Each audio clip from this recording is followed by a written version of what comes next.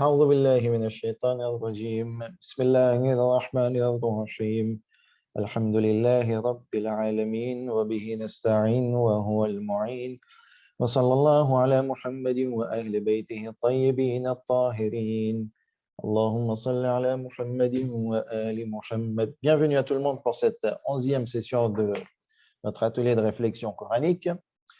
Et avant de laisser la place à Missam Haji Jivan pour qu'il nous fasse part de ses réflexions concernant les versets du soir, je vais les lire en arabe. أعوذ بالله من الشيطان الرجيم بسم الله الرحمن الرحيم يا أيها الناس إنا خلقناكم من ذكر وأنثى وجعلناكم شعوبا وقبائل لتعارفوا إن أكرمكم عند الله أتقاكم إن الله عليم خبير. Sourate 28, verset 83. بسم الله الرحمن الرحيم تلك الدار الآخرة نجعلها للذين لا يريدون علوا في الأرض ولا فسادا والعاقبة للمتقين. Et enfin, verset 18 de la sourate 5. بسم الله الرحمن الرحيم وقالت اليهود والنصارى نحن أبناء الله وأحباؤه قل فلما يعذبكم بذنوبكم بل أنتم بشر ممن خلق يغفر لمن يشاء ويعذب من يشاء ولله ملك السماوات والأرض وما بينهما وإليه المصير. صدق الله العلي العظيم. Salam alaikum. Vous m'entendez correctement? On t'entend correctement, mais on n'a pas le visuel. Alors, c'est la première fois que je vais partager mon écran sur un Zoom. Donc, alors, partager l'écran. Est-ce que là, c'est bon? Alors là, c'est bon, mais on n'est pas encore au mode présentateur. Là, c'est bon. C'est bon là? C'est bon. Alors, merci beaucoup pour l'opportunité que tu me donnes ce soir. Salam alaikum à tous. Tout d'abord, avant de commencer, là, je ne suis pas encore dans mon timing, mais je voulais remettre un peu les points sur les i. On en a parlé plusieurs fois depuis le début du mois béni. Et bon, ça fait 6 ans maintenant qu'on s'accompagne mutuellement. On n'est pas tous les soirs présents non plus. Mais pour moi, une réflexion coranique, c'est une réflexion. Et ça, c'est toi qui nous l'as appris. Une réflexion, c'est quoi? C'est tu lis un verset, tu lis sa traduction ou plusieurs traductions, tu réfléchis dessus et tu en tires ce que toi, tu retiens. Qu'est-ce que toi, en quoi ça t'inspire? Qu'est-ce que tu y retiens? Quel est le message que toi, tu comprends? Et ensuite, on allait vers le tafsir. Alors, mes prédécesseurs ont fait beaucoup de recherches, ont fait beaucoup de préparation. Moi, je ne suis pas allé aussi loin. Je suis resté à la réflexion. Alors, il y a eu 2 présentations, je crois, mais toutes les autres réflexions, il y a eu pour moi un peu trop de recherche. Donc voilà, je voulais préciser ça, si tu le permets. Okay, tu es d'accord avec moi?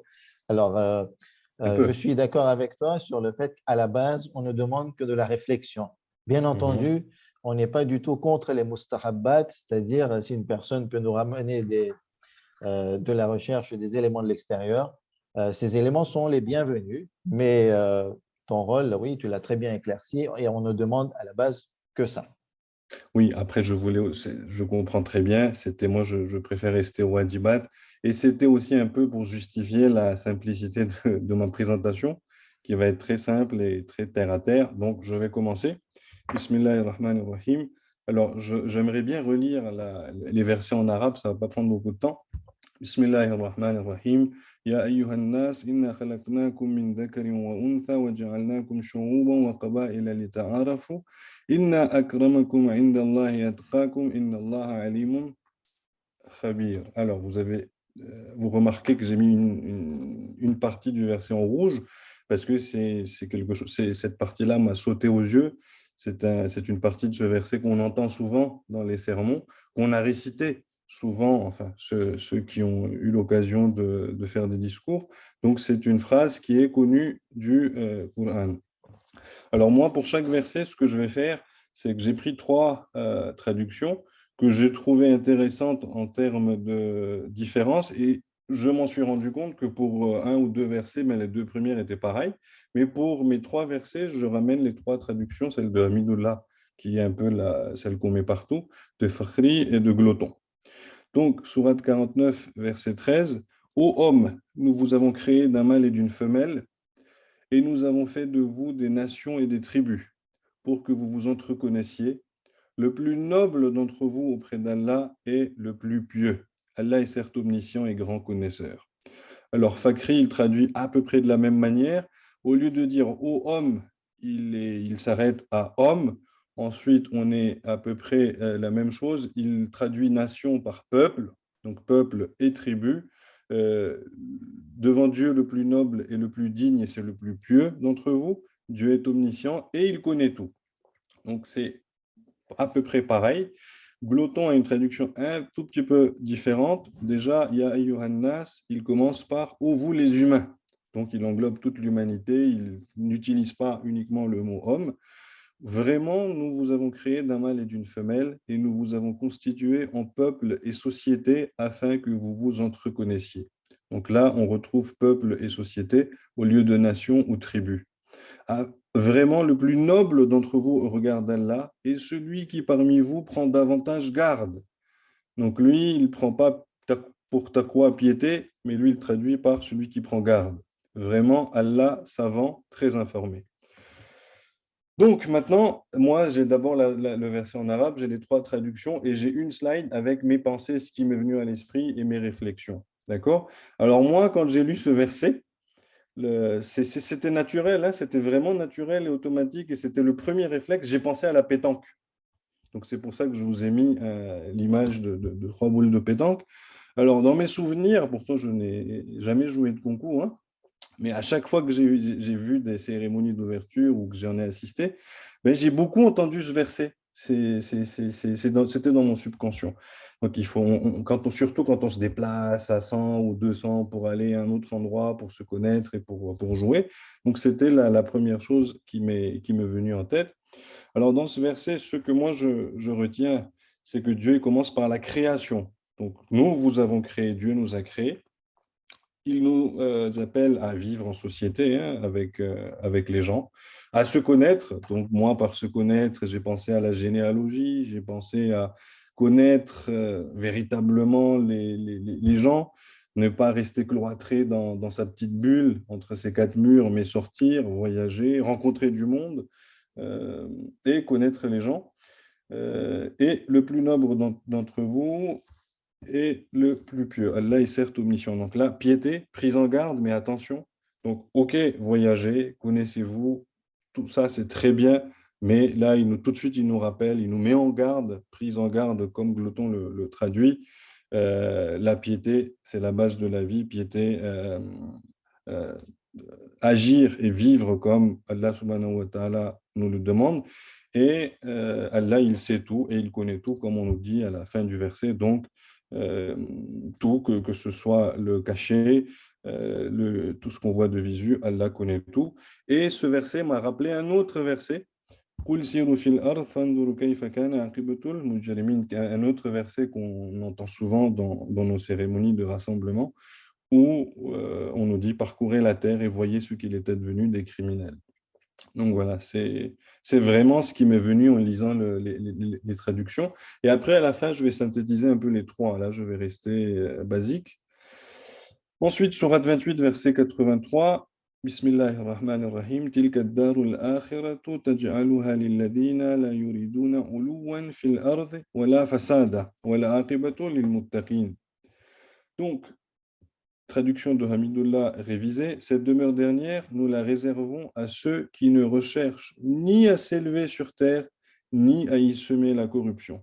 Cependant, l'heureuse fin appartient aux pieux. Donc là, on retrouve Muttaqin, les pieux. Fakhri, nous réservons la bonne demeure, la vie future, le paradis, à ceux qui ne veulent nullement être hautains sur la terre, ni y semer la corruption. La fin heureuse appartient à ceux qui sont pieux. et glotons. Nous établissons cette demeure ultime pour ceux qui ne veulent ni supériorité sur la terre, ni corruption. La sanction est pour ceux qui prennent garde. Donc là, on voit une phrase un peu différente des deux autres pour alors moi, qu'est-ce que je retiens de ce verset? C'est le message de modestie où Dieu nous dit non, ne sois pas hautain, tu n'es rien, reste modeste. Éviter la corruption sur la terre. Alors la corruption, c'est vague, c'est très très vague. Euh, il y a une multitude de types de corruption. Alors il y a celle qu'on connaît nous ici à Madagascar.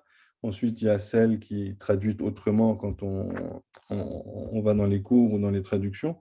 Donc, éviter la corruption, pour moi, c'est aller à l'encontre des préceptes d'Allah et au contraire au message d'Allah. Et à la fin, on voit un rappel du jour du jugement et il y aura une fin heureuse pour les pieux. Donc, pour moi, si je prends les... Ah, attends, c'est encore un verset 18 de la sourate 5. Je vais directement aller vers les traductions pour ne pas perdre du temps. Les Juifs et les chrétiens ont dit, nous sommes les fils d'Allah et ses préférés. Dit, pourquoi donc vous châtie-t-il pour vos péchés? En fait, vous êtes des êtres humains d'entre ceux qu'il a créés. Il pardonne à qui il veut et il châtie qui il veut. Et à Allah seul appartient la royauté des cieux et de la terre et de ceux qui se trouvent entre les deux. Et c'est vers lui que sera la destination finale. Les Juifs et les chrétiens ont dit, c'est nous les fils de Dieu et ses amis. Dis-leur, comment se fait-il qu'il vous châtie pour vos péchés? Vous n'êtes que des êtres humains d'entre ceux qu'il a créés. Il pardonne à qui il veut et châtie qui il veut. À Dieu appartient la souveraineté des cieux et de la terre et ce qui existe entre eux. Vers lui est le retour. Gloton, les Juifs et les chrétiens ont dit, nous sommes les fils d'Allah et ses bien-aimés. Dit, pourquoi alors vous corrige-t-il pour vos manquements? Là, on est beaucoup plus doux. Mais vous avez forme humaine parmi ceux qu'il a créés. Il couvre qui il veut et corrige qui il veut. À Allah la royauté des cieux et de la terre et ce qui est entre les deux, jusqu'à lui le devenir. Alors moi, ici, ce que je retiens, c'est qu'on est tous égaux, tout le monde, tous les êtres humains, quelle que soit la couleur, la religion, le niveau de vie sociale, personne n'est supérieur à un autre. Pour Dieu, le traitement est égal pour tout le monde. Il nous fait un rappel du pardon et de la punition. Donc c'est lui qui pardonne, c'est lui qui punit. Là, on a deux messages. Déjà, on nous rappelle qu'il y a le pardon et qu'il y aura la punition pour les péchés, mais en même temps, un autre rappel que moi je retiens, c'est que ce n'est pas à nous de juger les gens, c'est Allah subhanahu wa ta'ala qui le fait et qui le fera. Et il nous rappelle sa suprématie et sa souveraineté dans ce verset. Maintenant, si je reprends un peu tous les versets, je vais reprendre le terme qu'avait utilisé Sabera il y a quelques jours. Ces versets, un peu, ça peut être notre guide du routard. On commence par la création, où Dieu nous rappelle dans le verset 13 de la sourate 49, c'est moi qui t'ai créé d'un mâle et d'une femelle. Ensuite, dans le même verset, il nous demande de s'entreconnaître entre nous, de découvrir le monde. Ensuite, dans les deux versets suivants, on a le concept de modestie. Ne sois pas hautain, reste modeste. Tout le monde est égaux, tout le monde est égal, pardon, verset 18, chapitre 5. Ensuite, si tu t'es égaré, il y a le pardon.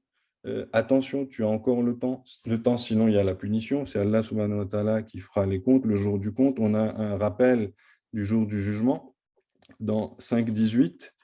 Et le résultat de tout ça, ce sera être pieux, toujours rester en garde, car dans les deux versets qui sont cités, il nous rappelle la notion de la piété.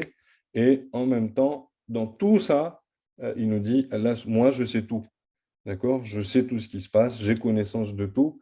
Et on avait débuté à la création dans le verset 13 de la sourate 49 pour arriver à la destination finale et heureuse pour celui qui a englobé tout ça dans sa vie. Donc voilà, à peu près, moi, ce que je retiens, ça reste basique, mais ma réflexion, elle va jusqu'à là. Voilà. Arsène, merci beaucoup. Non, Merci. je ne pense pas que tu aies à décrire ta réflexion comme basique. C'est une réflexion. Ok, c'est une réflexion. Après, si toi, tu la trouves basique, c'est ton droit. Mais il y avait pas mal de choses et la connexion que tu as donnée entre les versets, pour moi, était très intéressante. Et on va poursuivre la discussion. Donc, j'aimerais que tu restes avec moi et que tu m'accompagnes. Parce que, Pas de problème. étant donné qu'on a parlé de population, de tribus, de communautés ou de sociétés, on a aussi parlé des valeurs. Ok. On a aussi parlé de la noblesse. Et qu'est-ce que la noblesse aux yeux de l'islam? Qu'est-ce que la noblesse pour Allah? Alors, pour vous, lorsqu'on dit, on vous demande qui est quelqu'un de noble, ok, c'est quelqu'un qui demande ou qui suscite du respect, hein, pour qui les gens sont attirés. Okay. Aujourd'hui, quand on dit que ouais, cette personne elle est noble, pas dans le sens ennoblie par un roi, hein, okay, quelqu'un de ton usage aujourd'hui, de ton contemporain, qui attire? Quels critères a-t-il? Quelle est la noblesse dans ce monde d'aujourd'hui? Et de l'autre côté, qu'est-ce qui est noble? Qui est noble selon l'islam? Donc, si je te demanderais, qu'est-ce qui attire aujourd'hui dans le monde? Qui a de la valeur auprès des gens? Quels sont les critères et les attributs des personnes qui sont finalement des modèles Dans la on va, société, dans la société ben, dans laquelle… celui qui possède les biens matériels, celui qui a de l'influence, Ok, donc c'est celui qui a de l'influence, un haut celui poste qui a une d'influence. position, voilà, ça se rejoint. Ok. Le public peut nous accompagner aussi, d'accord? J'ai besoin de 5, 6 critères. Euh, Après, Sabera va dire les connaissances, euh, Moi, je dirais les études. les Euh, études. Oui. les études, hein. Quelqu'un qui est, on va dire, qui est certifié par de grandes études, qui est docteur, qui a plusieurs doctorats aujourd'hui, a une position sociale qui attire, hein. Il est attiré, il est noble aux yeux de la société. Mhm. J'en ai 3, j'en ai 4, allez. L'humilité, Quelqu'un qui est humble. l'humilité, aujourd'hui, est-ce qu'elle est bien vue dans la société? Quelqu'un qui est humble dans les sociétés de nos jours, c'est quelqu'un qui est faible. Mhm. Le pouvoir, hein, quelqu'un qui a du pouvoir. Donc, ça a été dit, hein, quelqu'un qui a de l'influence du pouvoir, ce sont les mêmes, on va dire, des concepts qui se rejoignent. Exercer des professions nobles comme médecin. Effectivement, quelqu'un qui a une profession noble, alors, est-ce que, par exemple, celui qui est agent d'entretien n'est pas une profession noble? C'est une question aussi. En soi, c'est une profession noble. Okay? Une femme de ménage ou quelqu'un, mais pour la société, effectivement. Pour la Non. société, être agent d'entretien, ce n'est pas une profession noble parce que c'est pas une profession qui rapporte de l'argent. Mhm. La bonté de cœur, quelqu'un a marqué l'engagement dans les actions humanitaires, par C'est bien exemple. vu dans la société aujourd'hui? C'est peut-être bien vu. C'est peut-être bien vu. Alors, Ben il après, faut dire que c'est relatif. c'est relatif. C'est relatif dans quel milieu on est. Ça pourrait être bien vu. Mais bon, hein, on ne va pas non plus énormément privilégier celui qui est totalement engagé dans des ONG ou dans de l'humanitaire. Alors, il y a aussi la notion de la lignée de la famille, surtout dans certaines sociétés comme en Angleterre, même en France. Okay, ceux qui découlent de cette lignée qui ont été ennoblis par le roi, ils ont quand même un statut. La richesse, tu l'as dit, la richesse maintenant, c'est beaucoup de choses, hein. C'est aussi avoir une richesse immobilière, des biens matériels, avoir une grande entreprise, etc. Ça fait partie de la richesse. Des études poussées, un statut social et avoir des privilèges, oui, c'est bien vu. C'est avoir un haut poste de pouvoir, d'influence. La célébrité, aujourd'hui, maintenant, la célébrité, par exemple, être acteur et on est célèbre, ça suscite quand même pas mal Quand on ne se prend d'attirance, pas une claque. d'attention. Ouais. La beauté apparente aussi. Celui qui est beau, celle qui est belle, ça attire les gens et ça donne une place aux yeux des personnes. De l'autre côté, donc les critères de noblesse d'une personne dans l'islam, selon Allah, vous allez voir, et on l'a vu, c'est complètement opposé, il y a de la croyance. La croyance en Dieu, la vertu religieuse ou la piété ou la taqwa ou être, on va dire, en garde vis-à-vis des dangers contre la religion. Le savoir donne un statut. Alors, tous ces concepts n'ont pas été abordés dans les versets de ce soir. Donc, il faut compléter avec d'autres versets. Et là, je ramène uniquement les concepts. La simplicité mondaine fait partie, on va dire, de ces concepts qui sont bien vus, appréciés par l'islam et dans le Coran. Les bons caractères humains, l'humanité, le partage, l'engagement actif.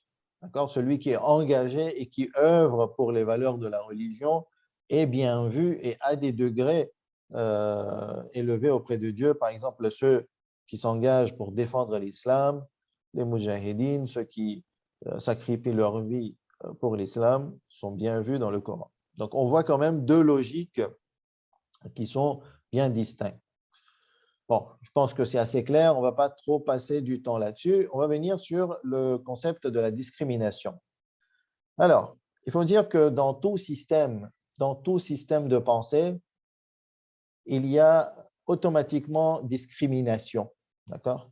Dans son terme littéral, dans son sens littéral, pardon. Discrimination, c'est l'action de distinguer. Aujourd'hui, par exemple, nous vivons dans un monde de nations. Un Français, il a des droits. Le Malgache, il n'aura pas les mêmes droits que le Français. Pareil, l'Iranien n'a pas les mêmes droits que le Français ou le Malgache. D'accord? Un tel n'a pas le droit de rentrer dans le pays de l'autre, dans une telle région, parce qu'il est français ou parce qu'il est malgache ou parce qu'il est iranien ou parce qu'il est afghan ou parce qu'il est américain. Donc, il y a discrimination, il y a distinction. Et donc, tout système, quand on réfléchit, suscite la distinction. Et toutes les religions marquent une distinction. Automatiquement, sociologiquement parlant, partout il y aura la discrimination. Par exemple, quand on regarde le Coran distingue. C'est une discrimination, puisque celui qui croit et celui qui ne croit pas ne sont pas égaux. Celui qui ne croit pas et qui bafoue les valeurs de la religion, il sera discriminé aux yeux de Dieu et surtout dans l'au-delà. Donc, il faut être, on va dire, bien pondéré et accepter qu'il y a discrimination partout. Maintenant, la discrimination est parfois associée avec le terme de racisme. Et c'est là que je vais parler un peu de la communauté Khoja. Donc, je m'excuse auprès de ceux qui ne sont pas Khoja parmi notre programme, étant donné que mon vécu et le vécu de la majorité de ceux qui sont présents dans cet atelier sont Khoja. Ils ont sûrement entendu parler de la communauté Khoja est raciste ou pas. Toi, qu'est-ce que tu en penses? Est-ce que tu penses que la communauté Khoja est raciste ou pas, Missa? Oui, on est raciste. Je suis raciste et on est raciste. OK. Qu'est-ce qu'en pense le public? Déjà, on a une confirmation.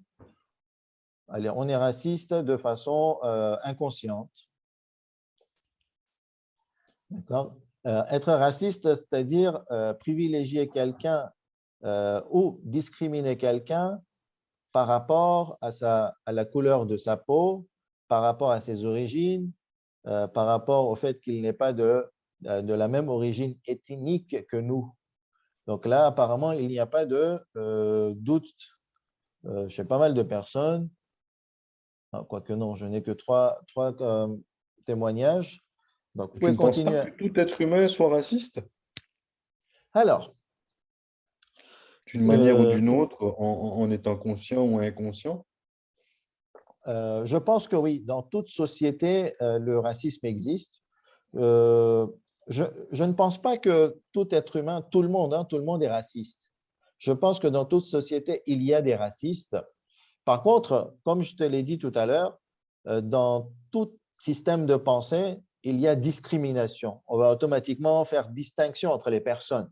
Okay? Même chez les personnes qui sont, par exemple, bourgeoises, il y a discrimination. Celui qui n'est pas riche et celui qui n'a pas de statut social élevé dans la société sera discriminé. Partout, je pense qu'on discrimine tous, mais on n'est pas tous racistes. Et venons-en maintenant à la question du racisme et de la religion. Et c'est là que je vais m'appuyer sur le verset 49-13. Je pense qu'il est important de noter la distinction. Et en plus, on a fait face à cette distinction avec l'environnement politique en France et les migrants. À partir du moment où on avait des migrants ukrainiens, ils étaient plus acceptés que les migrants qui venaient d'Afrique. Et les médias et les politiques ont mis en avant une raison. Pour quelle raison on accepte les migrants ukrainiens et qu'on ne veuille pas accepter les migrants non européens, les migrants africains? Et ils ont dit quoi? Ils ont dit que les Ukrainiens avaient un rapprochement culturel par rapport à nous. Ils étaient proches culturellement par rapport à nous. Et la religion, le verset que l'on vient de voir, interdit-il aux gens de se regrouper par rapport à des valeurs culturelles qui leur sont communes ou proches?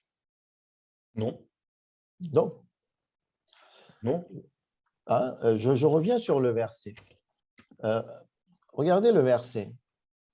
Nous avons créé d'un mâle et d'une femelle et nous avons fait de vous des nations et des tribus, des peuples et des communautés, des populations et des sociétés. Grand groupe, petit groupe. Donc, il y a distinction déjà. Et Dieu s'associe en fait, l'origine de cette distinction. C'est lui qui a créé ces nations, c'est lui qui a créé ces peuples, c'est lui qui a créé finalement ces ethnies différentes. Pourquoi? Pour que vous vous entreconnaissiez. Si une ethnie ou si une population veut partager sa richesse avec une autre, c'est bien vu selon le Coran. S'il y a échange entre ces populations, ça veut dire qu'il y a des particularités entre ces groupes. Et lorsqu'il y a particularité, ça veut dire qu'il y a des habitudes, des us et des coutumes, des mœurs qui sont propres à ce groupe, un langage qui est propre à ce groupe. Et c'est là que lorsqu'il y a des propriétés particulières à un groupe, et ces propriétés, on va nommer ça, on va dire, des attributs culturels, des attributs ethniques, selon le verset et même selon l'islam, il n'y a aucun problème à les avoir et même à les garder et à les préserver. Ce qui est problématique, selon l'islam, c'est qu'on ne doit pas considérer tel peuple plus élevé que l'autre. On ne doit pas être hostile envers telle communauté ou telle tribu sur le critère de la culture. Il y a une seule marque de distinction auprès de Dieu, c'est la piété, la vertu religieuse, la croyance, etc. Les valeurs religieuses. C'est ce qui va distinguer et donner, on va dire, un privilège, et ce privilège sera particulièrement dans l'au-delà et aussi dans le fiqh. Donc, il y a distinction entre musulmans et non-musulmans dans le fiqh, il n'y a pas de doute. Mais en tant qu'être humain, les distinctions culturelles ici ne sont pas mal vues. Et c'est là que si on revient à la communauté Khoja, tu m'as dit, et d'autres m'ont dit qu'il y a du racisme. Comment se manifeste ce racisme, Missam, ou le public? Alors moi, déjà, je suis pas d'accord sur le fait de dire la communauté Kodja est raciste. Tu Donc, viens de comme dans dire toutes... qu'on est Non, raciste. non, non, non, attends. Dans Attends. toutes les communautés, il y a des racistes. Et oui, il y en a chez nous, et moi je le suis. Et la majorité d'entre nous, on peut dire qu'elles le sont, mais ça ne veut pas dire que toute la communauté est raciste. Non. On peut dire que la communauté iranienne est raciste parce qu'il y a des racistes. Ou la communauté française est... Non, non. C'est qui mange avec ses salariés, mais moi je mange avec nous, on mange avec nos salariés, Amada. Évidemment, ce n'est pas une habitude, hein, ce n'est pas tous les jours. Non, maintenant, en quoi est-ce qu'on est raciste? Déjà, un point chez nous, quand on va dans notre centre religieux, il y a un panneau qui mentionne que c'est interdit aux étrangers et que c'est uniquement pour les membres Koja Sia Ithna Ashri. À part le masjid, hein. Donc la partie où on mange, où on prend les repas, et la partie où il y a le Husseiniya, c'est interdit d'accès aux étrangers, par exemple. Alors, on conserve aussi un peu notre discipline, notre sécurité, il y a tout ça aussi, mais c'est considéré par beaucoup comme raciste. Et d'ailleurs, il y a eu récemment quelqu'un qui avait relevé un commentaire sur l'emplacement Google de la mosquée, quelqu'un qui était venu à l'hôtel à côté à Ibis et qui était venu prier et il a été refusé. Et il a mis ce commentaire-là, et c'est toujours présent, il me semble, hein, comme quoi il a été très déçu, il était très content de voir une mosquée pas loin. Il est venu sur place, il a été refusé, il a été très choqué, enfin, il était déçu, quoi. Donc, voilà, Mosquée Bilal à part, comme quelqu'un le mentionne. Après, je te donne un autre exemple. Moi, j'ai une entreprise et j'ai pas mal d'employés. Et un des membres de la direction, un local, hein, ici, qui m'a relevé un point. Il m'a dit, quand tu mets un surveillant, quelqu'un pour surveiller ou pour la confiance, qui n'aura même pas son bac ni son brevet, il va être payé 3 fois plus qu'un bac plus 5 malgache. Et donc, on valorise plus la confiance et l'appartenance à notre communauté que, que les études, que l'expérience, les études ou le savoir-faire, par exemple. Et c'est des questions qu'on nous relève, hein, quand ils sont jeunes et qu'ils voient qu'on est jeune, ils nous disent c'est pas normal. Ils appellent ça injustice sociale. D'accord, donc en fait, oui, ils se voient discriminés clairement par rapport à leurs origines, à la couleur de leur peau. C'est ça. Euh, d'accord, très bien. En tout cas, ce que tu as dit est clair. Je vais revenir sur ce que Zeynoul nous a fait part comme réflexion. Après avoir parlé de quelques points, oui, moi j'ai un exemple aussi. Chez nous, on aura du mal à accepter que l'imam d'une prière en assemblée s'il est indo-pakistanais, ça ne posera pas de problème. OK?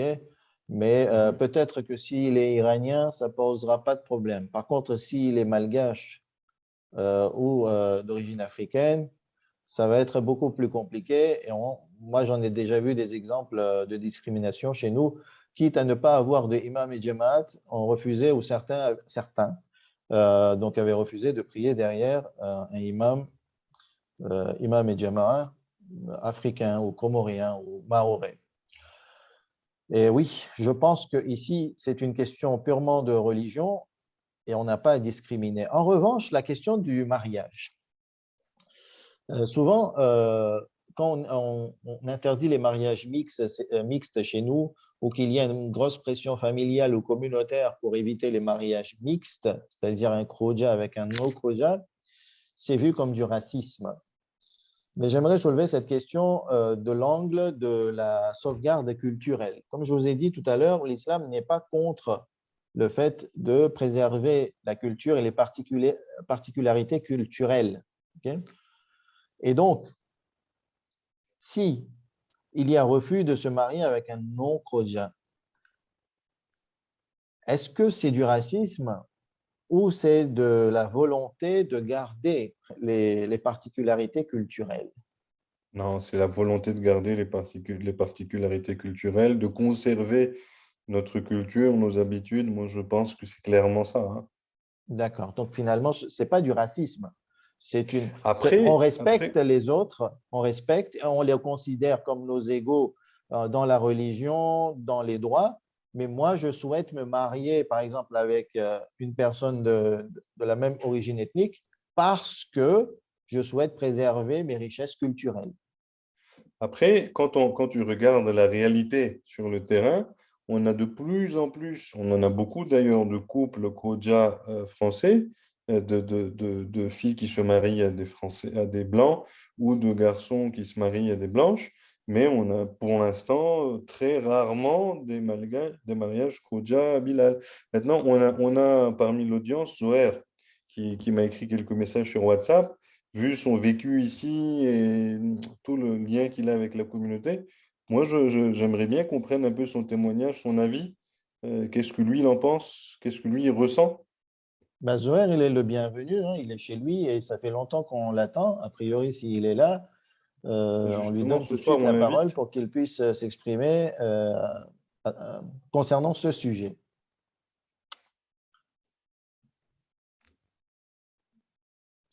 Alors, le temps que Zohar nous fasse part de son avis, de son commentaire, je vais lire ce que Zeynoul nous a écrit. Lui aussi peut prendre la parole. Hein. Zeynoul, il est là. Je le nomme co-animateur, il peut se connecter comme il veut. Alors, il nous dit l'opposition présentée entre d'une part la noblesse dans la société et d'autre part pour Allah me semble un peu simpliste. Sur le fronton du Panthéon, il est écrit aux grands hommes, la patrie reconnaissante. Ouais, je n'ai pas trop compris le lien entre la première et la seconde phrase. Or, les grands hommes et femmes qui y sont ne correspondent pas du tout aux critères évoqués.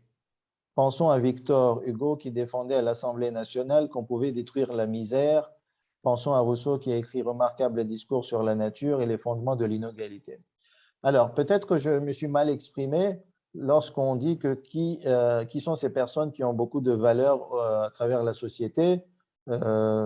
Donc, Zeynoul, lui, il est parti voir ce qui est écrit sur le fronton du Panthéon et qui sont les grands hommes et enterrés au Panthéon.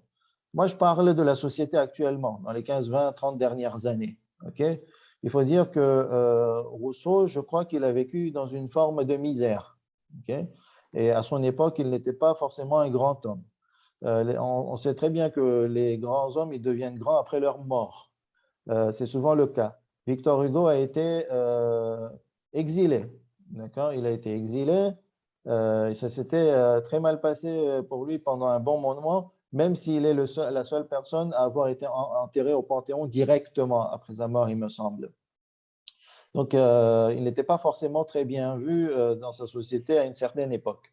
Donc, voilà, moi, ma parole, elle était plutôt concentrée par rapport à la société contemporaine et les valeurs qui sont privilégiées.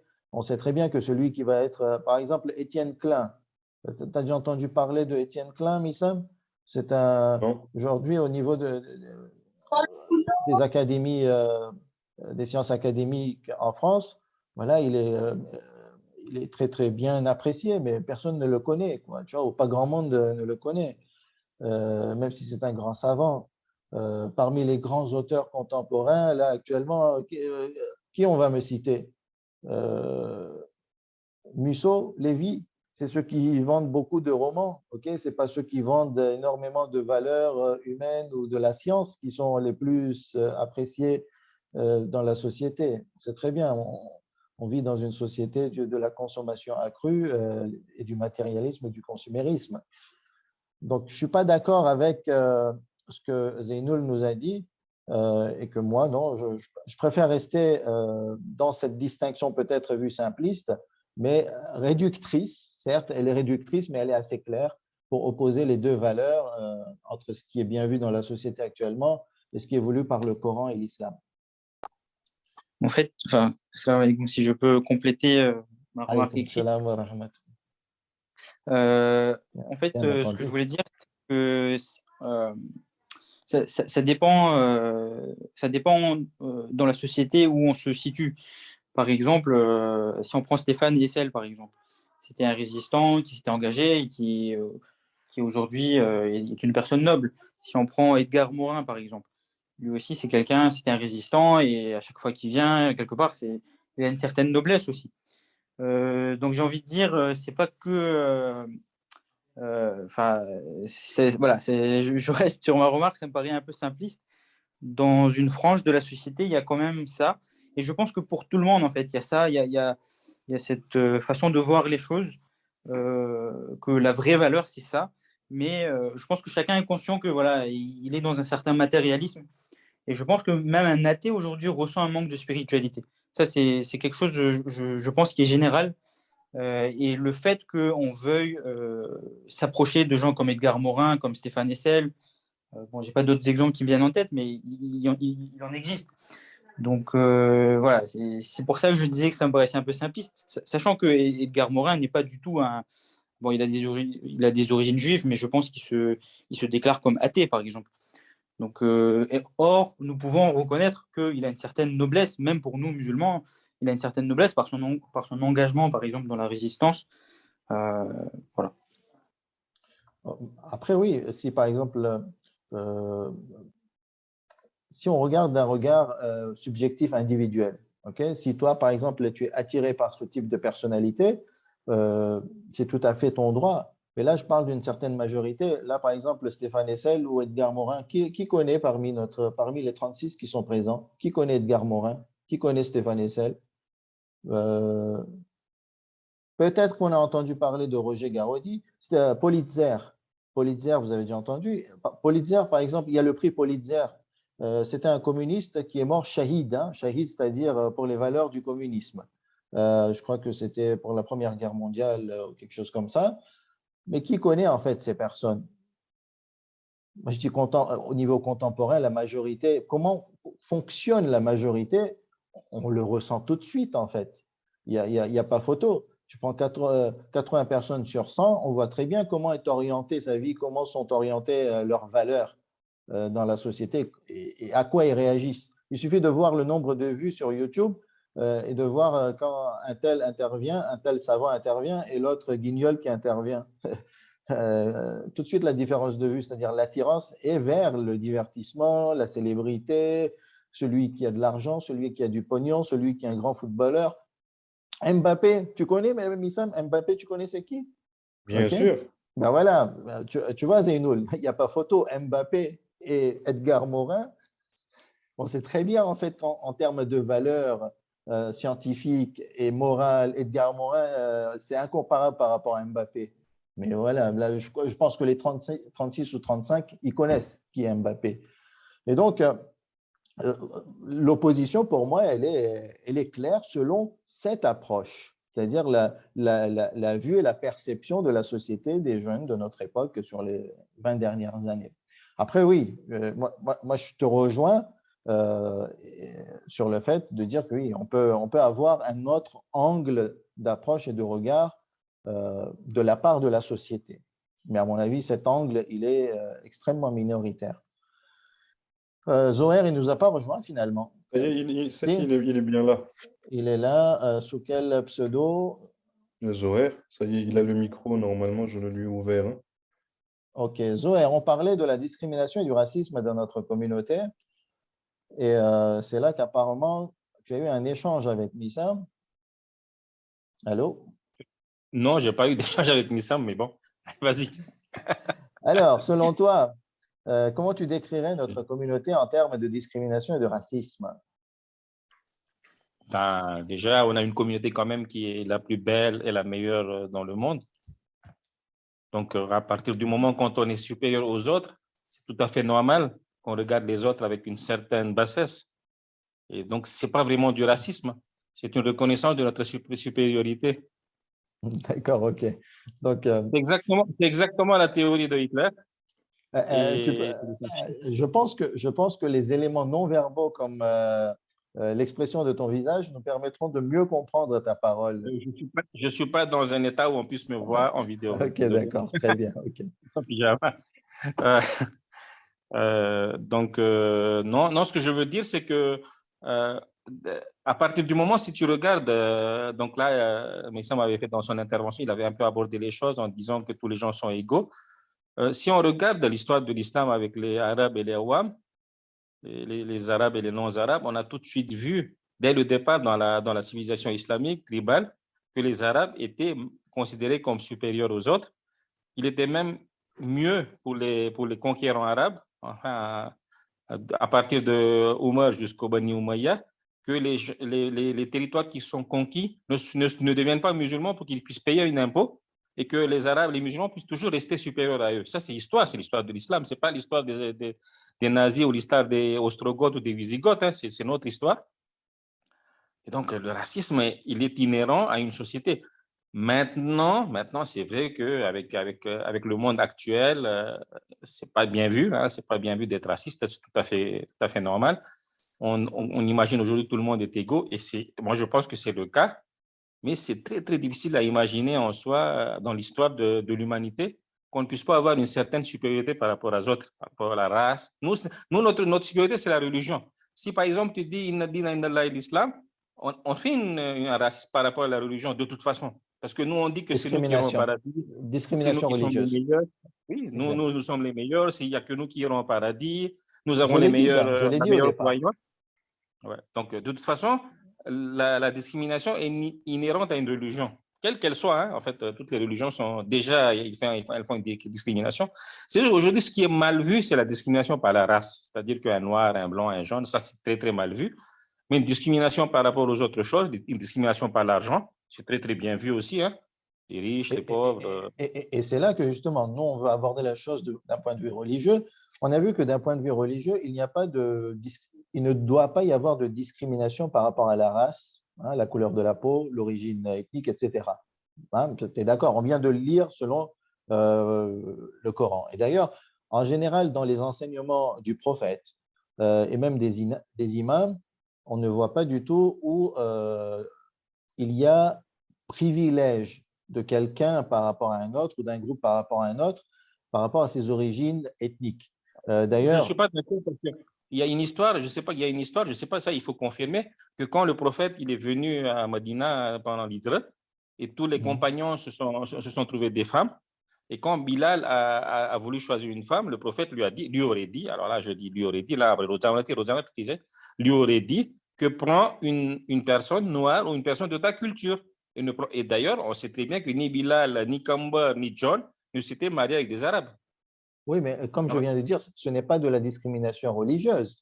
Ce n'est pas parce qu'il lui a privé de ses droits, en fait, il lui a conseillé en termes de rapprochement culturel. Comme je l'ai dit, je ne sais pas si tu étais avec nous depuis le début de la présentation, mais d'accord, on l'a dit au départ, que le verset n'empêche pas du tout, même l'islam n'empêche pas qu'un groupe se réunisse et que garde et préserve ses valeurs culturelles. D'accord? Donc là, le prophète, en quoi le fait qu'il conseille Bilal de se marier avec quelqu'un qui a les mêmes origines ethniques pour que son mariage soit plus facile, admettons, et qu'il puisse mieux supporter la pression de la différence culturelle et du racisme. Ou bien, je suis d'accord hein, que dans l'histoire, surtout dans le califat de Omar et Othman, on privilégiait les Arabes, même en termes de droits et des allocations qui étaient données, des aides qui étaient données à la population. Par contre, à l'époque de l'imam Ali, c'est connu qu'il ne distinguait plus entre les différentes tribus arabes et non arabes. D'accord? Donc, c'est là qu'il faut vraiment faire la distinction entre vouloir préserver ses particularités culturelles et de l'autre côté, ne pas discriminer quelqu'un par rapport à ses origines ou sa couleur de la peau et selon la religion. Et l'amalgame est tout de suite fait, d'ailleurs dans la pensée. D'ailleurs, toi-même, je pense qu'inconsciemment, l'amalgame est présent dans ton esprit. Tu vois? Regarde, parlons du… Non, regarde, je t'interromps, parlons du fiqh. Hein, parlons du fiqh. Non, attends. Parlons avec des exemples clairs. J'ai ramené des exemples. Le centre religieux-culturel que l'on a, okay? En tant que Khoja, on a un centre propre à nous et les Bilal ont un centre propre à eux. En quoi l'islam interdit d'avoir un centre religieux-culturel pour que des personnes d'une même origine ethnique, d'une même culture se regroupent et sauvegardent leur culture à travers les moyens de ce centre? Non, en soi, rien. En fait, c'est un problème qui s'est posé. Hein. C'est-à-dire que quand, dans les années 80, ils ont commencé le Bilal Mission à Morundab, tout de suite, le problème s'est posé parce que Morundab, ce qui s'est passé, c'est qu'à Morundab, les Malgaches convertis commençaient à venir à la mosquée. Et du coup, les Indiens, ils ont vraiment senti que très bientôt, nous, on va être minoritaires et on va être dépassés. Du coup, donc, tout on de va suite, se diluer. On va se diluer oui. Culturellement. On va perdre notre culture et notre richesse culturelle. Voilà, exactement. Et en fin de compte, c'était un racisme, mais c'était un racisme qui ne voulait pas dire son nom hein, en soi, parce que de toute façon, si la personne est chiite, elle a exactement les mêmes droits et les mêmes besoins, les mêmes droits qu'un Kodjo qui est chiite. Si c'est un Malgache qui est chiite, il est chiite, et voilà. Et du coup, tout de suite, à partir du moment-là, les centres Bilal ont été créés à Morondab. À Tana, c'est arrivé bien après, les Kabristan. Vous savez, même en fait, ce qui est étonnant, c'est que en faisant un cimetière Bilal, En quoi un Bilal qui sera enterré dans le cimetière, en quoi notre culture serait diluée dans ce cas-là? Oui, là, je suis d'accord. Là, par exemple, il faudrait réfléchir. Et c'est là qu'il faudrait, justement, vous avez vu l'image que je souhaite, enfin, le message que je souhaite transmettre à travers l'image, c'est qu'il faut être vraiment équilibré. C'est-à-dire, on a le droit de préserver notre identité culturelle et la richesse culturelle qu'on a héritée, mais ne pas être raciste ou, ou discriminer, ne pas discriminer du point de vue de la religion. C'est-à-dire l'exemple que j'ai donné, l'imam et jama'at. Par exemple, on a besoin d'un imam et jama'at qui, d'un côté, dirige la prière en assemblée, mais de l'autre côté, qui fait des discours, pour éduquer la communauté. Donc, déjà, celui qui formule un discours, s'il s'exprime dans la langue de la communauté, donc préserve culturelle, ce n'est pas mauvais en soi. Par contre, si on a quelqu'un qui est non khoja, non indien, qui dirige une prière en assemblée, où il y a dilution culturelle, où il y a, on va dire, danger de perte culturelle. Vous voyez, déjà, donc, même dans le imam et jamaat, à mon avis, il faut distinguer. Ou sinon, un autre exemple, chez nous, sur la première ligne, deuxième ligne, lors d'une prière en assemblée, en général, on ne verra pas trop une personne de couleur. Là, il n'y a pas de dilution, finalement, culturelle si, admettons, pendant les prières en assemblée, on prie ensemble. Par contre, écoute, les cérémonies et les rituels, on peut les garder propres au rite Khoja, par exemple, pour cette sauvegarde et cette préserve culturelle. tu sais que nous, on a un gros problème, c'est que le centre Bilal de Chikanif, qui n'est pas loin de Nkurunda, qui n'est pas, je crois qu'il doit être à 5-6 km, enfin même 3 km, je pense, en Casamance. Et du coup, sur le namaz Juma, ça pose un problème. C'est-à-dire qu'on ne peut pas faire des namaz Juma sur ces deux endroits en même temps. Du coup, aujourd'hui, tous les Bilal sont privés de namaz Juma parce que, Ça, ils c'est ne sont pas acceptés problématique. chez nous. C'est un Et ça, c'est problématique. Bon. problématique. Là, pour moi, c'est problématique puisque, en fait, on touche à leurs droits religieux parce qu'ils sont noirs, parce qu'ils ne sont pas croja. On touche tout de suite à leurs droits religieux. Accomplir la prière du vendredi, c'est quand même une des très grandes recommandations, voire obligations dans l'islam. Et Surtout là, qu'on a un oui, masjid, on n'a pas un centre, là, on a un masjid maintenant. Donc, dans un masjid, normalement, on ne devait pas interdire à qui que ce soit de rentrer. C'est un vrai problème, hein, mais ce n'est pas facile de trouver une solution. justement, je pense que le gros problème, c'est de trouver cet équilibre entre préserve, sauvegarde culturelle et de l'autre côté, respect des droits selon l'opinion de la religion. Je te laisse maintenant terminer avec l'exemple du fiqh que tu voulais me donner. Écoute, sur le fiqh, par exemple, moi, je trouve qu'il y a un truc qui m'a toujours frappé, c'est que, par exemple, un homme musulman peut se marier avec une non-musulmane, sans problème. C'est-à-dire qu'il y a l'équitable. Je crois que tous les marjas aujourd'hui autorisent. Ce que, par exemple, pour une femme musulmane ne peut pas épouser un homme non-musulman. Donc là, ce n'est pas une De discrimination de race, c'est une discrimination liée à des critères religieux. Mais comme on l'a dit tout à l'heure, je l'ai dit clairement tout à l'heure, que comme tout système de pensée, la religion discrimine. N'importe quel système de pensée tu peux penser, mais tu trouveras de la discrimination et le Coran discrimine, c'est-à-dire il distingue, il fait des distinctions. Et quand on fait une distinction, automatiquement, il y a des répercussions juridiques au niveau des droits. Qu'un tel qui aura tel attribut pourra avoir le privilège de tel droit ou ne pourra pas avoir le privilège de tel droit. D'accord ? Donc là, moi, je ne trouve pas de problème, puisque après, c'est un système de droit et c'est lié à une idéologie. Par contre, j'aurais aimé de toi que tu me poses et que tu me soulèves la problématique des sayyid et des non-sayyid. Parce que là, c'est la discrimination en termes d'origine ethnique. Celui qui a une lignée, la lignée du prophète, a certains privilèges. Tu es d'accord? Ouais, sur le Khums, Ah ben oui. surtout. Et là, le débat pourrait être ouvert. Il est ouvert, il est discuté dans le fiqh, mais malheureusement, ça ne bouge pas en termes de résultats. C'est que toujours, on a cette distinction entre sayyid et non-sayyid. Même s'il y a des points de vue et des opinions par l'imam Khomeini, par exemple, dans ses cours de fiqh, il me semble, tel qu'il m'a été rapporté, je ne l'ai pas lu et encore moins entendu, qui disait que le fait d'avoir privilégié les sayyids, c'était un décret, ce n'était pas une loi. D'accord? D'ailleurs, privilégier les sayyids sur les non-sayyids, ça ne vient pas du Coran, ça vient des riwayat. Et les riwayat, Mais sur l'ayat du compte, ils disent bien la famille du prophète, hein, sur l'ayat, sur l'Anfal, je crois. Je crois que vous avez parlé al-Qurba, dans ouais. oui, mais L'ayat là du aussi, en compte. fait, là, c'est vrai qu'il faudrait voir si c'est Sayyid ou pas. Bon, là, je n'ai pas en tête, hein. Tu me poses une colle. Mais généralement, je reviens sur l'avis de l'imam Khomeini qui dit que c'était un décret, c'est-à-dire c'était temporaire, c'était dû à une situation, ok, de la famille du prophète qui était extrêmement persécutée à une période. Et donc là, il fallait concentrer les aides pour protéger, on va dire, l'idéologie chiite, hein, et ce n'était que temporaire et périodique. Mais après, ça perdurait. Donc, il y a des avis au niveau de la recherche, mais en termes de résultats, ça ne change rien. Et là, oui, moi, je serais d'accord pour dire qu'il y a une forme de discrimination en termes d'origine.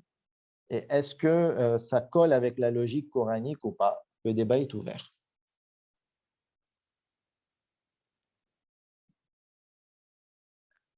Bon, je pense qu'on a beaucoup tardé. S'il y a d'autres commentaires, alors, je crois qu'il y a des commentaires dans Missam. Tu en as vu certains sur le panel de conversation? Il y a un commentaire de Massouma là, tout frais, tu veux que je le lise? Vas-y, lis-le, on verra. Alors, elle nous dit, pour ma part, je pense qu'il ne s'agit pas juste de faire la distinction entre ce qui n'est pas interdit et ce qui l'est, car la question est également des enjeux sociaux. Lorsque nous avons des centres uniquement pour les Khoja, lorsque nous avons des campagnes d'aide uniquement pour certaines ethnies, ou que nous sommes hostiles au mariage interculturel, cela a des conséquences sur le plan social, même si ce n'est pas du racisme à proprement parler, car ces choses induisent des représentations dans l'inconscient collectif, dans celui de nos enfants, de la future génération. Et ça a aussi une certaine représentation sur le non-musulman qui nous regarde de l'extérieur. Effectivement, je pense que c'est très bien dit. Et le fait qu'on ait peu d'échanges avec des personnes de différentes origines suscite et encourage, on va dire, notre comportement communautariste. D'ailleurs, j'ai remarqué qu'entre les projets de Madagascar et ceux de La Réunion, il y avait une grande différence dans l'acceptation de l'autre. Moi-même, par mon parcours à La Réunion, qui est beaucoup plus multiculturel, où les Khojas se mélangent, en tout cas plus que les Khojas de Madagascar, avec la population non Khoja, ça donne plus d'ouverture, d'accord? Plus d'ouverture, c'est-à-dire qu'on est plus enclin à respecter de la même façon l'autre qui n'a pas les mêmes attributs et caractéristiques que nous. Après, je ne sais pas, c'est un constat que moi j'ai fait pour moi et j'ai envie de le généraliser à ce que je vois autour de moi. Non, À vous de... c'est bien ça. Il y a Et ceux bien qui cette sont, par différence. exemple, ceux qui sont à Paris ou en France et qui ont connu une expérience où il y a un vécu multiculturel, ben, il y a beaucoup plus d'ouverture. Moi, par exemple, ici, à la Hausa, franchement, c'était extraordinaire parce que dans la Hausa, ici, on a des dizaines de nationalités d'origine différentes. Moi, dans ma classe, il y avait, après, bon, il y a des chiites et des non-chiites, hein, même si la majorité sont des chiites, mais on peut avoir des chiites, par exemple, non imamites ou même des sunnites. J'avais un sayyid africain. J'avais des personnes du Sénégal, j'avais un Irakien qui avait grandi en Belgique, un autre Irakien en Australie, un Malaisien, un Indonésien, un Pakistanais qui avait vécu à Dubaï aux États-Unis. Et donc, moi, en tant que Khoja de la Réunion, et ça faisait un Libanais, un Syrien, et c'était extrêmement riche. Et lorsqu'on a vécu, j'ai vécu avec ces personnes tous les jours dans ma classe pendant 5-6 ans.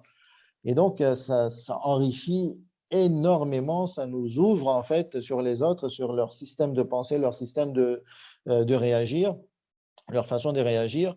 Et automatiquement, ça nous rend moins enfermés sur nous-mêmes. Et je pense que... En fait, à Madagascar, À Madagascar, il y a un truc particulier. Hein. À Madagascar, il y a un truc particulier, c'est-à-dire que les Khojas de Madagascar ont un complexe de supériorité par rapport aux Malgaches, mais ils ont un complexe d'infériorité par rapport aux Topiara, aux Français. Donc, il y a un double complexe, en fait, qui héritait de la colonisation. Du coup, quand ce Khoja-là, il est parti en France ou quand il s'est parti à La Réunion, pour lui, épouser une Française ou une Créole est moins, je veux dire, je sais pas, est moins répugnant, entre guillemets, qu'épouser une Malgache. Par exemple, ici, les hommes épousent des femmes malgaches, mais le contraire est très, très rare, extrêmement rare. Il y en a, il doit y en avoir, mais c'est très rare de voir une femme Koji se marier avec un malgache, par exemple, même s'il se convertit. C'est très, très rare. C'est vraiment, je pense que c'est plus sociologique. C'est très, Que très, religieux. c'est très difficile à expliquer, ouais. Il y C'est a plus vraiment un complexe culturel que qui est religieux. Mhm. oui, oui, beaucoup plus culturel. Oui. Religieux, non, je pense pas. Je pense pas. Très bien. Alors, les races ne se mélangent pas tellement à Madras, c'est aussi mon ressenti. Les couleurs de peau et statuts sociaux sont les codes barrières bien ancrés. Effectivement. Et d'ailleurs, récemment, même les Khojas, apparemment, il n'y en a pas beaucoup qui maîtrisent la langue malgache. D'accord? Ça, c'est un exemple. Même s'ils parlent, on va dire, la langue malgache de tous les jours, mais on voit qu'il n'y a pas une attirance particulière vers la culture malgache, alors que c'est leur pays, c'est le pays de leurs parents et de leurs grands-parents, voire arrière-grands-parents. D'accord? Donc, malgré le fait qu'ils soient ancrés dans ce pays depuis bien longtemps, mais on voit qu'ils ne sont pas attirés par la culture malgache. Et le meilleur exemple, c'est qu'il n'y a pas de maîtrise de la langue malgache. Non, mais ça, c'est une autre raison, Mordouza. Je t'explique ça. C'est que quand un enfant, aujourd'hui, parce que nous, on est né à Murundag, on a beaucoup, beaucoup fréquenté les Malgaches, donc notre maîtrise de la langue malgache est meilleure parce que nous, on a même étudié dans des écoles malgaches. Mais aujourd'hui, si tu prends un enfant lambda qui est né en 2022 à Tana, par exemple, d'accord? Le seul contact qu'il aura avec les Malgaches, c'est juste les employés, c'est-à-dire les bonnes. Et encore si elles ne parlent pas français. Les enfants sont au lycée français, ils parlent que français. Même les malgaches qui sont au lycée français parlent malgache. Soit ils sont à l'école américaine, et même les malgaches, ils parlent anglais. Et n'oublie pas la contrainte des Indiens de Madagascar, c'est que d'abord, ils doivent apprendre le malgache. Ils doivent apprendre, pardon, le français, c'est obligatoire. Ils doivent apprendre le gujarati, c'est quasi obligatoire. Ils doivent apprendre l'arabe, au moins l'alphabet pour lire le Coran. Ils doivent apprendre l'anglais. Ils doivent encore apprendre l'espagnol, qui est obligatoire à partir de la sixième. C'est très, très difficile pour les malgaches et pour les Indiens, et surtout dans le contexte actuel d'insécurité, les Indiens ont beaucoup, beaucoup de mal à se mélanger avec les Malgaches actuellement. Donc ça, c'est différent. Nous, on a très, très bien appris le Malgache. On parle très, très bien. On n'a aucun souci. Mais c'est vrai que la nouvelle génération, c'est beaucoup plus compliqué. Et il ne faut pas oublier aussi que c'est, par exemple, quand tu vas au Gujarat aujourd'hui, les jeunes Gujarat, ils ne parlent plus Gujarat, ils parlent anglais. Maintenant, les générations, nouvelles générations malgaches, eux-mêmes, ils ne parlent pas malgache, ils parlent français. C'est ça. C'est tout à fait normal qu'aujourd'hui, ce n'est pas du tout une répulsion par rapport au malgache, à la culture malgache, c'est que les conditions ont changé. Après, tout ça, c'est pas que la culture, c'est aussi le cercle social. Les gens de notre génération qui ont étudié, avec qui on a étudié ensemble, la plupart des Malgaches ne parlent pas malgache, ou il y en a même qui parlent moins bien que nous. C'est une question d'éducation aussi. Oui. Et on a deux langues aussi à Madagascar, on a et le français et le malgache. Donc tout ce qui est administratif et tout ça, ça se fait aussi en français. Donc ça pose beaucoup moins de problèmes, quoi. Je ne pense pas que ce soit lié au racisme. D'accord. Donc finalement, Meyssam, on est raciste ou pas? C'est-à-dire en tant que communauté ou plutôt comportement général de la communauté. Tu l'as On très est bien vu que plutôt tous raciste. on est plutôt porté vers le racisme. Hein? Moi, je dirais qu'on est plutôt conservateur. Conservateur de quoi? Des valeurs culturelles? Ben, je crois qu'on vit dans une bulle et on a fait exprès de vivre dans une bulle, mais en soi, je ne pense pas que foncièrement on soit vraiment raciste. Mais je crois qu'on est très, très conservateur et à partir de là, ce genre de comportement, par exemple, aujourd'hui, il y a plein de gens, par exemple, je sais que il y a certains Alim Bilal qui sont bien meilleurs que nos Alim à nous, mais ce n'est pas du tout qu'on est raciste envers eux, mais c'est que nous, on veut être conservateur, on veut garder nos Gujarati, on veut garder des Alim de notre communauté. Et c'est comme ça, c'est tout. À la limite, quand il n'y a pas de Alim à Tana, si les Alim sont sont allés en voyage, on préfère faire namaz derrière un autre Khoja que prendre un alim Bilal. En fait, je pense que c'est plus du conservatisme que du racisme. Après, ça dépend de chacun. Ça dépend de chacun. Si on imagine que quelqu'un est une femme de ménage Khoji ou Khoja et une femme de ménage ou un homme de ménage noir, malgache, le comportement sera exactement pareil. Non, mais de toute façon, C'est pas du conservatisme, là. Non, je pense que que ça reste quand même du conservatisme. La femme de ménage, elle va toujours être considérée comme En fait, nous, on a hérité un peu par l'hindouisme du système de caste. Donc, on sait vivre entre nous. Le système, chez les hindous, c'est encore pire. Chez les hindous, par exemple, le Soni, il ne va pas se marier avec un Vanya. Ici, il n'y a pas beaucoup de castes, ici, surtout les Soni et les Vanya, c'est les castes commerçantes. Et même entre ces deux castes, ils ne se marient pas alors qu'ils ont la même religion, ils ont la même couleur de la peau, ils viennent de la même région du Gujarat, mais ils ne se marient pas entre eux. On a hérité un peu de ce système-là. Du coup, on est très, très conservateur. Ça change de plus en plus, mais on est quand même conservateur. Oui, c'est sûr on a un héritage qui est vraiment de multiples origines. On a été influencé par pas mal de choses. Et en tout cas, oui, la façon dont on est organisé actuellement, c'est pour le moment, c'est le système communautariste, un peu sectaire. Ouais, je rejoins aussi certains commentaires. Mais je me rapproche de toi aussi, Zoé, en disant que non, nous ne sommes pas finalement si racistes, c'est-à-dire, en tout cas, l'expression de notre racisme n'est pas violent, ok? Ce que l'on pourrait voir dans certaines populations. Il y a vraiment un rejet très violent de l'autre. Après, je ne renie pas que certaines personnes, oui, peuvent être violents, mais généralement, non, on n'use pas de la violence et de l'hostilité, pas physique, pas du tout, et même au niveau verbal, en général, on sait garder les limites.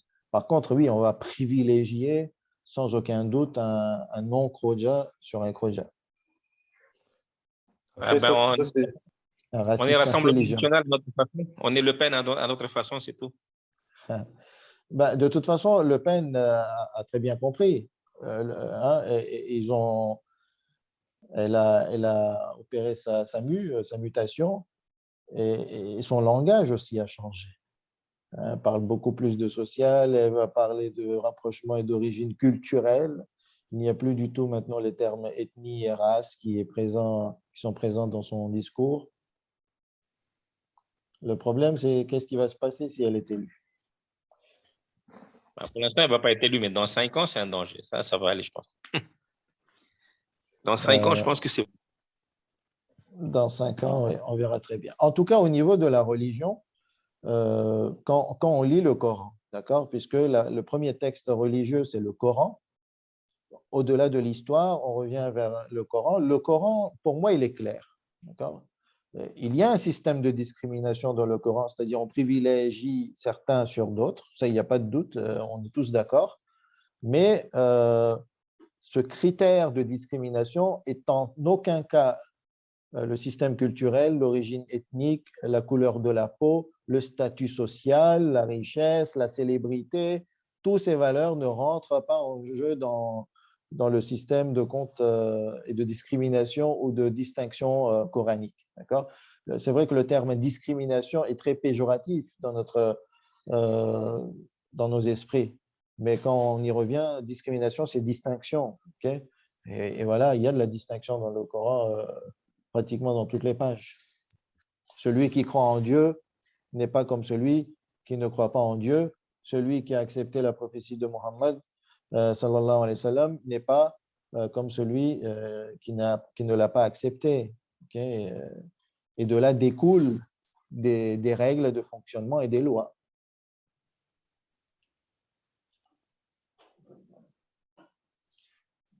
Alors, il y a aussi une notion de quantité. On est 5000 personnes pour 25 millions. On n'a pas intérêt à faire du racisme violent dans un pays qui nous a accueillis. Effectivement. Mais bon, en général, les projets, ils sont quiétistes. C'est vrai, bon, c'est par le fait que nous sommes minoritaires. Et je ne pense pas qu'on deviendra majoritaire d'ici bientôt. Après, il faut pas aussi oublier une chose, hein, qu'on est quand même au service de ce pays. Nous représentons 90% ou 85% de l'économie de ce pays. Nous sommes les premiers pourvoyeurs d'emplois. Donc, quelque part, on est là à faire évoluer le pays, à participer et à faire en sorte que ça évolue, quoi. Donc, non, Donc, on est effectivement. donc nous, on est au service du pays. Hein. Ce n'est pas le pays qui est à notre service. On est bien d'accord. Hein. Les deux, mais on est aussi au service du pays. Le pays aussi est à notre service. Et voilà, aujourd'hui, les choses sont comme elles sont et tout va très bien. Donc oui, il y a un peu de racisme, un peu de conservatisme. On va dire qu'il y a un mélange de tout ça. Mais tout ça, tout ce qu'on vient de dire, ce sont nos points de vue à nous. Il faudrait peut-être sortir et leur demander qu'est-ce que vous en pensez de nous. Est-ce qu'on est raciste ou pas? Ok, moi, je suis d'accord. Bon, je vais terminer. Alors, il y a quelqu'un qui a Alors, levé quelqu'un qui la lève la main. main. Hein, on va lui donner le micro. Ça y est, c'est fait. Le temps qu'ils prennent la parole. Euh, bon, moi, je n'avais pas prévu d'aborder cette discussion sur autant de temps. Elle était impromptue, elle est spontanée. Tant mieux. Le premier but, c'est de soulever cette question, surtout chez nous. L'année dernière, il y a 2 ans, il y avait Sheikh Nourou qui a parlé du racisme chez les Khoja. Ça avait soulevé une polémique. Mais le plus important pour moi, c'est de déjà commencer à parler. Hein, toi, Missam, tu as déjà parlé de cette question chez nous à la mosquée. On n'en parle pas. C'est tellement tabou. Et je pense que la première des choses, c'est de soulever la problématique, de commencer à la traiter, de voir les choses de façon objective, petit à petit. Et donc, Nous, on à va chaque dire fois que qu'on en parle, chez nous, on commence raciste et on finit conservateur. Donc, on a l'habitude un peu de ce soir. Et donc, on est conservateur et finalement, dans notre subconscient, c'est ce qu'on garde. très bien. En tout cas, merci beaucoup à toi pour ta présentation tout d'abord, pour le Merci à toi. PowerPoint et les efforts que tu as fait pour nous avoir présenté ta prise de parole à travers ce PowerPoint. Maintenant que cette sunna et hasana, cette bonne façon de prendre la parole en étant accompagné de visuels, ça s'est fait à partir de cette année. Et pour cela, on va remercier Karim Hassan Ali parce qu'il était le tout premier. On ne lui avait rien demandé et il a commencé à présenter à travers un PowerPoint et c'était très bien, c'était excellent. Et les autres, ils ont suivi. Et Inch'Allah, on va garder cette bonne, on va dire, cette bonne sunna, hein, cette bonne méthode de présentation pour les années à venir. Et en ce qui nous concerne, donc, on se retrouve demain soir, avec une présentation intégrale de notre sœur Massouma Rajabali. Et ce sera l'avant-dernière intervention. Et on va terminer dimanche soir avec une petite conclusion de ce qu'on a fait cette année, Inch'Allah. Donc, merci beaucoup à tout le monde pour votre accompagnement et à demain. Wassalamu alaikum wa rahmatullah.